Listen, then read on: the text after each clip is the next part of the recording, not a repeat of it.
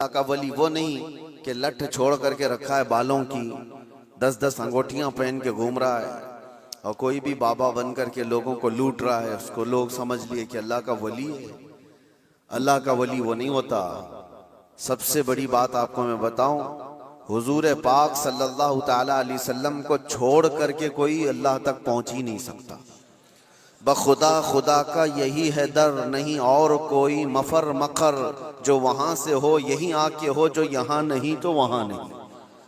بے ان کے واسطے خدا کچھ عطا کرے، ہاشا غلط یہ ہوس بے بصر کی ہے۔ حضور کو چھوڑ کر کے کوئی ڈائریکٹ جانے والا راستہ ہے ہی نہیں، نبی پاک صلی اللہ علیہ وسلم۔ اب یہ بات میں کیوں کہہ رہا ہوں، کچھ وہ لوگ جو ولی بننے کا دعویٰ کر رہے ہیں، ڈھکوسلا ہے، جن کے ہاں حضور پاک کی شریعت کا کوئی لحاظ نہیں۔ حضور سے اگر محبت ہو تو حضور کی سنت سے بھی محبت ہو، حضور سے اگر محبت ہو تو حضور کی شریعت سے محبت ہو۔ نبی پاک صلی اللہ تعالی علیہ وسلم کے صحابہ میں صدیق اکبر سے بڑھ کر ولی کون ہے؟ فاروق اعظم کی طرح ولی کون ہے؟ عثمان غنی کی طرح اللہ کا ولی کون ہے؟ حیدر کرار تو شاہ ولایت ہیں، ولیوں کے سردار ہیں۔ تو مجھے آپ بتاؤ، یہ صحابہ میں سے کبھی کوئی ایسا صحابی جو رسول اللہ کی اقتداء کرنے میں پیچھے رہ گیا ہو، کوئی نماز قضا کرتا ہو، شریعت کی دھجیاں اڑاتا ہو؟ کوئی ایک بھی صحابی آپ کو ایسا نہیں ملے گا، ایک بھی صحابی نہیں ملے گا، کیونکہ سب کو پتا ہے رسول پاک صلی اللہ علیہ وسلم کا دروازہ چھوڑ کر اللہ تک نہیں پہنچ سکتا، کوئی نہیں پہنچ سکتا۔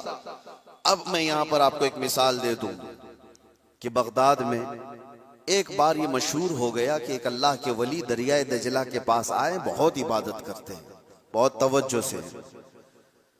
غوث پاک کا زمانہ ہے، سرکار غوث پاک کو جب یہ خبر ہوئی کہ ایک کوئی بڑے ولی آئے ہیں دریائے دجلہ کے پاس عبادت کر رہے ہیں، تو آپ نے کہا اللہ کے ولیوں سے ملاقات یہ اپنے آپ میں ایک عبادت ہے، میں ان سے ملاقات ضرور کروں گا۔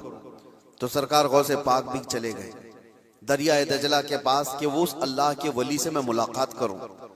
جب وہاں پہنچے تو پتا چلا کہ وہ صبح ہی وہاں سے رخصت ہو گئے تھے، چلے گئے تھے، غوث پاک سے ان کی ملاقات نہیں ہو پائی۔ لیکن لوگوں میں مشہور تھا، سارے لوگ دیکھ رہے تھے، وہ کنٹینیو عبادت کرتے تھے، مسلسل عبادت کرتے تھے۔ تو غوث پاک رضی اللہ تعالیٰ عنہ جب لوگوں سے پوچھتے ہیں وہ عبادت کہاں کرتے تھے، لوگوں نے بتایا وہ جو جگہ تھی وہ ریت پر، جو ہے دریا کے کنارے جو ریتی پڑی ہوئی تھی اسی پر عبادت کرتے تھے۔ غوث پاک غور سے نشانیاں دیکھتے ہیں، ان کے سجدوں کے نشان تھے، ان کے ہاتھوں کے پیروں کے نشان تھے۔ آپ نے غور سے دیکھنے کے بعد پھر کہا تم لوگ جھوٹے شخص کو اللہ کا ولی سمجھ لیے ہو، وہ کہاں سے اللہ کا ولی تھا، تم لوگ کسی کو بھی ولی مان لیتے ہو۔ لوگوں نے کہا آپ نے تو دیکھا نہیں اور ایسی آپ کہہ رہے ہیں، ہم تو ان کو مسلسل عبادت کرتے ہوئے دیکھ رہے تھے، کوئی نماز قضا تو نہیں کرتے تھے۔ غوث پاک کا معیار دیکھیں، کس کو وہ اللہ کا ولی سمجھتے تھے، کسوٹی۔ سرکار غوث پاک فرماتے تم نے دیکھا ضرور ہوگا، لیکن میں ان کے نشانات دیکھ رہا ہوں، سجدے میں جانے کے، ہاتھوں کے نشان یہاں نظر آ رہے ہیں۔ لوگوں نے پوچھا اس سے کیا سمجھ میں آیا آپ کو؟ کہا دیکھو 10 انگلیاں ریت پر ایسی کھلی ہوئی پڑی دکھ رہی ہیں، اور میرا ماننا یہ ہے کہ جب نبی پاک صلی اللہ تعالی علیہ وسلم سجدہ کرتے تھے تو 10 انگلیاں ملی ہوئی ہوتی تھی، سجدے میں حضور پاک صلی اللہ علیہ وسلم کی انگلیاں ملی ہوئی ہوتی تھی، اور یہ شخص جس کو تم عبادت کرتا ہوا دیکھ رہے ہو اس کی انگلیاں پوری پھیلی ہوئی ہیں، جو حضور کی سنت پر عمل نہیں کرتا میرے نزدیک وہ ولی ہو نہیں سکتا، وہ ولی نہیں ہو سکتا۔ ایک سنت کو ترک کرنے پر غوث پاک فرماتے ہیں کہ میں اس کو نہیں مانتا ولی۔